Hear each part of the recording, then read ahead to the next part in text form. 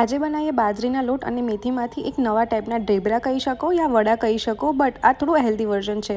એના માટે અહીંયા મેથીની અંદર મેં લીલું લસણ, તલ, લીલું મરચું અને આદુની પેસ્ટ, મીઠું, ગોળ, હિંગ, હળદર, લાલ મરચું, અજમો આ બધું જ નાખીને ધાણા જીરું પાવડર નાખ્યું છે અને દહીં નાખ્યું છે અને ગોળ નાખ્યો છે. આ બધું જ સારી રીતે મિક્સ કરીને એક સરસ આપણે એક મિક્સર તૈયાર કરવાનું છે. મસાલો એનો એક રેડી કરવાનો છે.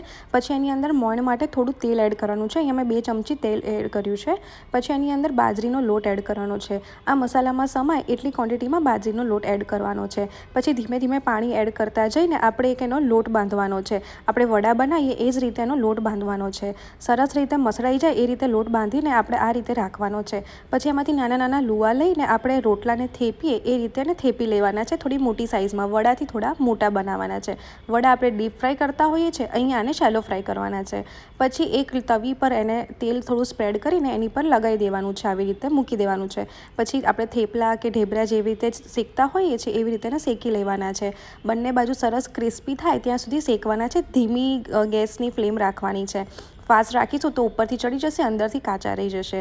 તો આવી રીતે બંને બાજુ સરસ એને ચડવા દેવાના છે અને આપણા રેડી થઈ જશે. અહીંયા અમે ગુજરાતી કાઠિયાવાડી એને કહીએ છીએ બાજરીના સરમિયા.